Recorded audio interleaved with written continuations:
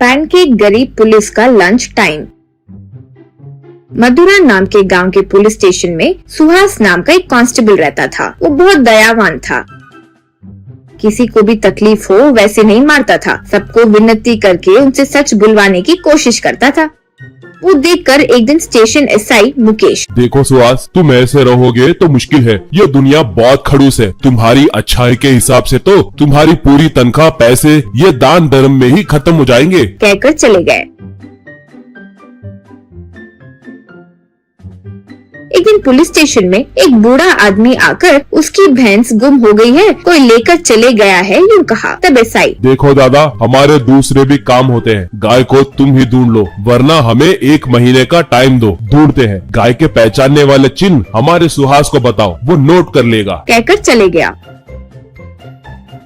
अब वो बूढ़ा आदमी जाकर सुहास को सारी डिटेल्स बताया। वो सुनकर सुहास, दादाजी आप फिक्र मत करो, मुझे ये भैंस चोर पता है, तुम्हारे गाय को ढूंढकर वो चोर को तुम्हारे सामने लाऊंगा, यूँ कहा। तब दादा, देखो बेटा, वो गाय को मैं बचपन से प्यार से देखा, अब वो नहीं है तो मुझे और मेरी पत्नी के गले से एक निवाला भी नहीं उतर रहा है, वो मिले जब तक यही बैठूंगा बेटा, कहकर बैठ गया। इस तरह वो बिना कुछ खाए उसे बैठे देख सुहास को बहुत दया आई। फिर दादा अपनी पत्नी को बीच बीच में फोन मिलाकर, हाँ ला दूंगा, लाऊंगा, फिक्र मत करो, भैंस लाऊंगा, यूँ कहा।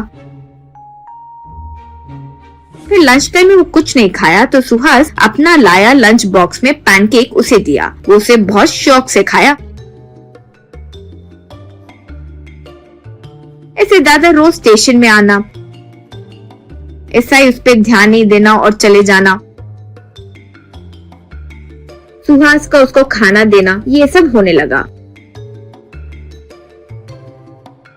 ऐसे कुछ दिन बीतने के बाद दादा की स्थिति देखकर गुस्सा होकर सुहास एसआई के पास गुस्से में गया। अब एसआई से सुहास, ये क्या अन्याय है सर, पुलिस स्टेशन में गरीब लोगों के लिए न्याय नहीं होगा क्या? बेचारा वो बचपन से पाला सर उसके गाय को, यूँ कहा।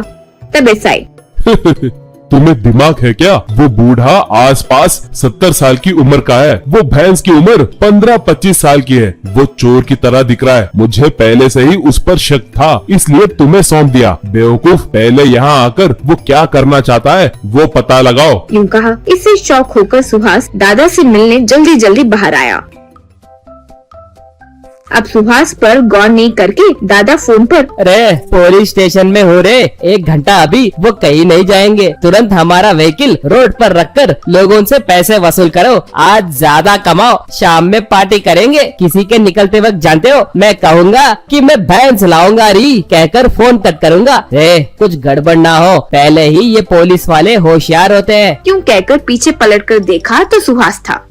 अब दादा से सुहास, क्यों रे बुढ़े, इतनी हिम्मत तुम्हें, चोरी के पुलिस वालों को हमारे बारे में इंफॉर्मेशन दे रहे हो, यानी हमारे नाम पर लोगों से पैसे वसूल कर रहे हो, ऊपर से भैंस खो गई है, इतनी परेशानी है, ऐसे मेरे सामने नाटक कर रहे हो और मेरे पैनकेक खा गए ना रे, कहकर बूढ़े के बाल पकड़ा तो उसका विग निकल गया और बद्री नाम का चोर दिखाई दिया। आश्चर्य होकर सुहास उसे बहुत मारा और फिर एसआई को सौंप दिया। इससे स्टेशन में सब लोग बद्री को बहुत मारे।